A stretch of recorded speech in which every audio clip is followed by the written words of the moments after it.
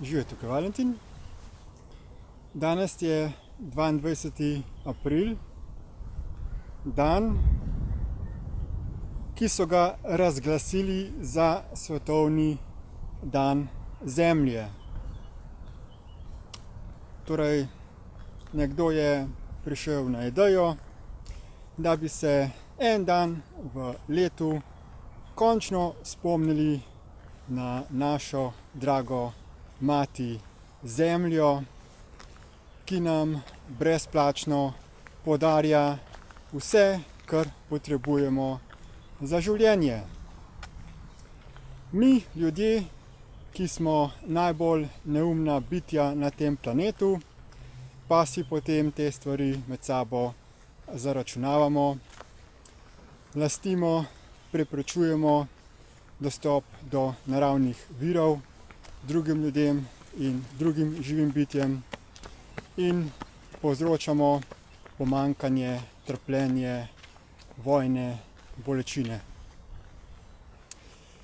Torej, danes je dan, ko se ljudje spomnimo na svojo neumnost, na brezveznost našega početja, ko pogledamo živali in se čudimo, kako to, da lahko živijo v harmoniji, v sožitju, v komunikaciji z vsemi drugimi živalmi in naravo, da iz tega planeta jemljejo samo toliko, kot potrebujejo, in kako, da so lahko zadovoljne enostavno za tistim, kar so, z izražanjem svojega fizičnega telesa.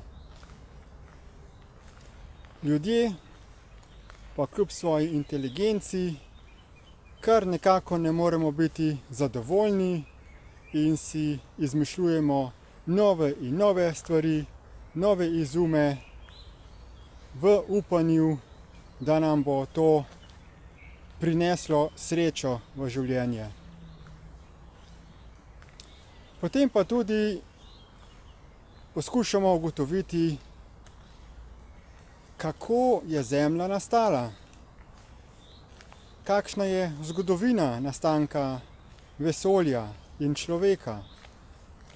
In potem obstaja teorija o velikem poku, ko je nekdaj pred davnimi časi se nekaj zgodilo, nekaj zelo skrivnostnega, ko se je začelo nekaj dogajati in potem so se nekako po nekem čudežnem naključju ustvarili planeti in potem je čisto slučajno po spet neki čarovniji nastalo življenje, ki se je pojavilo iz nič, najprej v obliki majhnih molekul, ki so se potem nekako spet po nekem fantastičnem principu začele združevati v vse bolj kompleksna bitja in na koncu je rezultat človek kot največji dosežek neke naključne skrivnostne evolucije. No, problem pri takem dojemanju človeka in sveta in planeta pa je to, da so potem arheologi z izkopavanji poskušali potrditi to teorijo evolucije, ki jo je utemeljil Charles Darwin, in tiste stvari, ki so potrjevale to teorijo, so jih lepo dali na razstavne police v muzejih.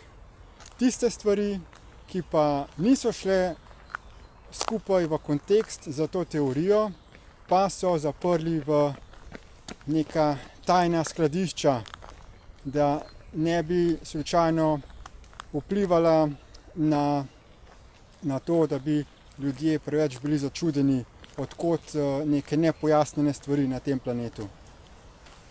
In to recimo tudi opisuje knjiga Forbidden Archaeology oziroma prepovedana arheologija.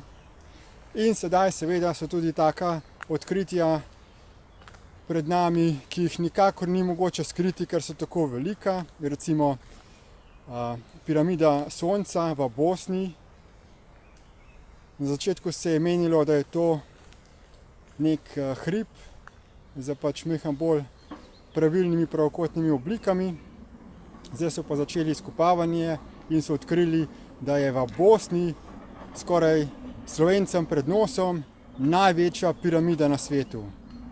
In potem se začenja ugotavljati, od kod taka stara zgradba na tem svetu, kako da je narejena iz tako trdega betona, da niti mi ljudje sedaj ne moremo narediti takega betona.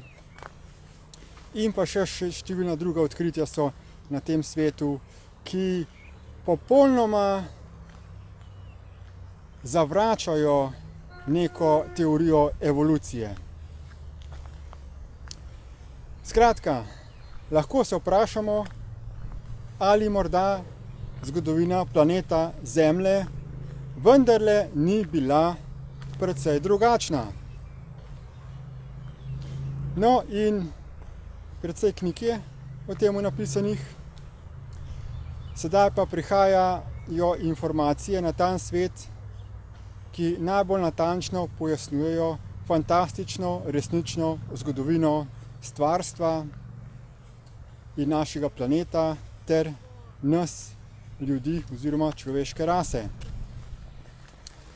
In te informacije se razširjajo v svet preko skupine Destiny oziroma Equal Life Foundation organizacije. Povezave do teh informacij v obliki videoposnetkov, audioposnetkov, tiskovin pa najdete v opisu tega videoposnetka.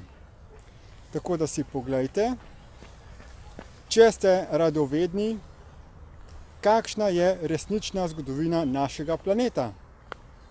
Vendar vas svarim, da boste močno presenečeni, ker te informacije vam bodo popolnoma spremenile življenje. Hvala za posluh in nasvidenje.